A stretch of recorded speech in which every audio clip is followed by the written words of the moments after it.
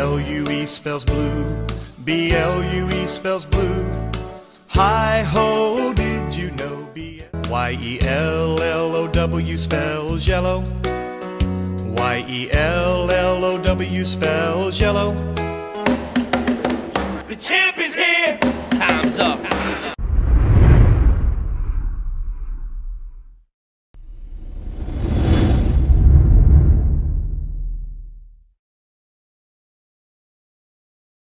Airheads! Let's talk about candy. It's become very popular both pre-workout and intra-workout here on YouTube.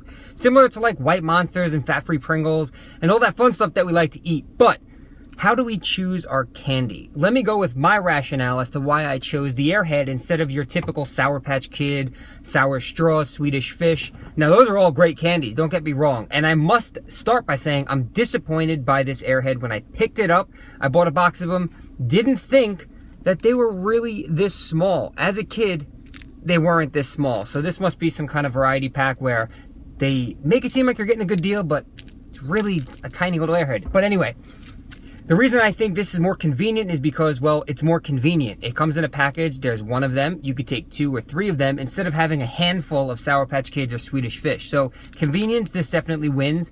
Taste, I don't know, it's been a long time since I've had these. This is the white mystery flavor. Sour Patch Kids are amazing. I love sour candy, so that might have a one-up on this guy. But again, convenience. I could just throw this in my bag as opposed to throwing the whole bag of Sour Patch Kids or a handful of them. Macros, again, this is smaller than I thought it was, but 60 calories, 1 fat, and 14 carbs per Airhead. And I believe 1 serving of Sour Patch Kids, which is, I want to say it's 16 kids. They're about this big, is like 38 grams of carbs. So you can have about 2.6 of these as compared to 1 serving of Sour Patch Kids. So let's give it a little taste test because it's been a very long time since I've had these. And I chose the white mystery because I just wanted it to be a mystery for the first time in a while. Bring me back to my days as a former fatty. Why did this break in half? All right, so that's the size of the Airhead. Definitely smaller than they used to be. Thin, but smells like an Airhead. It kind of tastes like blue raz, but I have a question. Is white mystery supposed to be one of the other flavors, or is white mystery actually its own flavor? And we're all made to believe that it's some other random flavor. Like if someone else ate this, they say, oh, I think that's grape, or I think that's cherry, when really it's just white mystery. So these are pretty good. I guess these will be convenient for the time being. Maybe I'll start a new trend here on YouTube with the Airhead game. But today we're gonna hit some legs, and I think I wanna try something a little bit different. I've never low bar squatted before. I only high bar squat. For no particular reason, I've never tried low bar. I don't know if that would work better for my leverages, but I might give it a shot today in the gym just to change it up a little bit and see how it goes. So you guys will know as soon as I do how it goes. I'll show you guys in just a minute when I get to the gym. All right, so here we are attempting a low bar squat for the first time ever in my life, and it doesn't look too good. I wasn't very happy with it. I was uncomfortable. It was something that I was trying to get used to.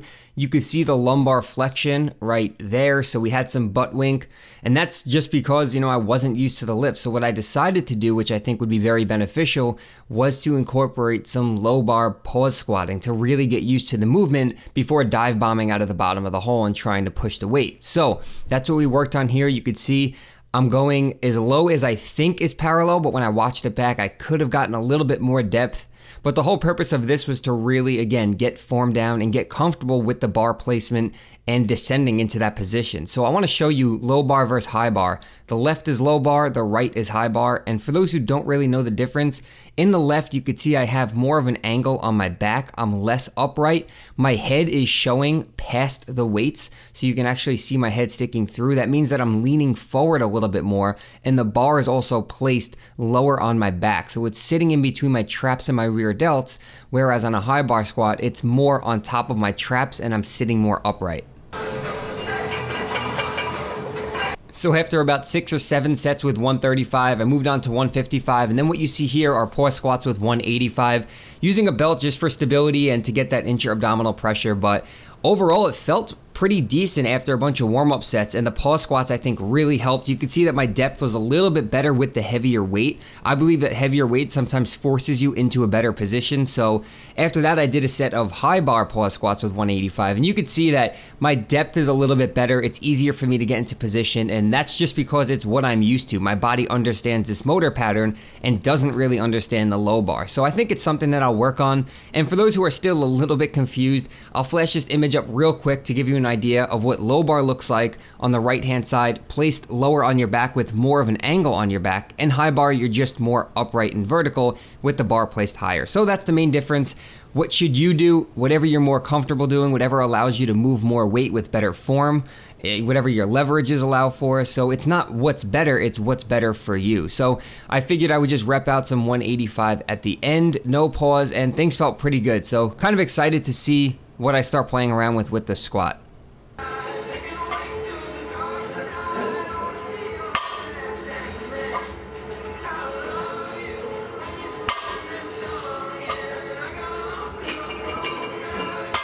All I want to do is lift heavier, but one day at a time. Feel pretty good though, so overall, not bad, but day by day we'll get better. So I'm slowly starting to incorporate some deadlifts after my little lower back tweak a few weeks ago, and things are feeling pretty good. Last week we hit 185 for a few sets, figured I would throw 225 on and really keep tight, focus on form. I'm just using the belt because I like how I can maintain tightness and really get that intra-abdominal pressure to help me stay tight throughout the lift.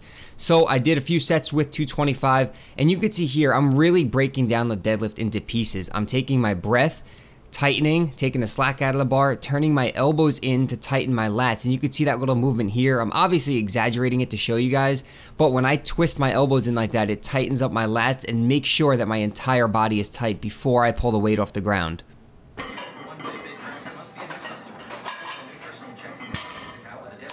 So after working on squats and deads, I moved on to some accessory movements, going pretty high volume. So what you see here are just dumbbell walking lunges. I went as far as I can go, which was probably like 8 to 10 steps each way, with 40-pound dumbbells in my hand, so not very much weight, but I could tell you lunges kick my ass. I don't know if you guys do lunges or incorporate them into your routine, but if you're not doing them, I highly recommend giving them a shot. So after lunges, I went ahead and did some dumbbell goblet squats. You could do these with a kettlebell, but our gym doesn't have kettlebells over, I believe, 50 pounds. So this was, I believe, an 80-pound dumbbell or 75, and I did sets of 15 with these, and you could tell by my faces that I'm making, I was dying, but it felt good to just incorporate some new lifts in. I mean, the squats and deadlifts were enough, and holy shit, I'm doing calves yet again. And actually what I did this time was I did calves before my workout was over. So a lot of people throw calves in at the end. They've already crushed their legs. They've done their extensions, their hamstring curls and everything, and then they save calves for the end, which is normally what I do.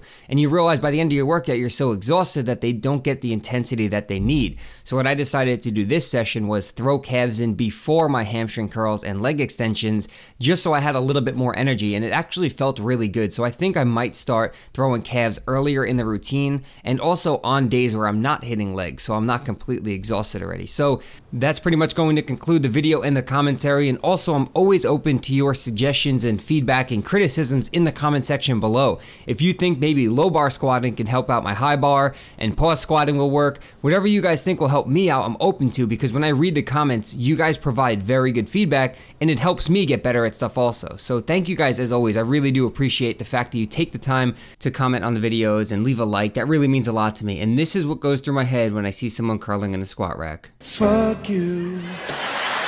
Oh, fuck you, fuck you. Fuck you, fuck you. Fuck, fuck, fuck, fuck, fuck, fuck, fuck, fuck, fuck, fuck, fuck, fuck, fuck, fuck. And that's all I got for you today. So in case you missed the last video, go ahead and click me doing the lat pull down. That video will open up in a new window for you. And also, if you're not yet on the VIP list, click that big box on the right to get yourself on there. It's free and it's the place to be. So thanks as always for the support, guys, and we'll talk to you in the next video.